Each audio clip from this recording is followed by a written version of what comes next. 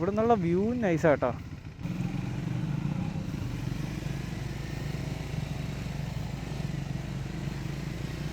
വാവ്, beautiful കേട്ടോ.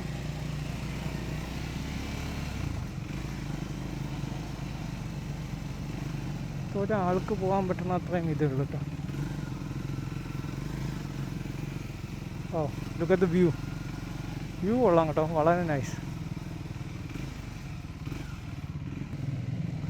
ഓ വാവ്, ദേ ഈ ബ്രിഡ്ജിൻ്റെ view അടിപൊളിയാണ് കേട്ടോ.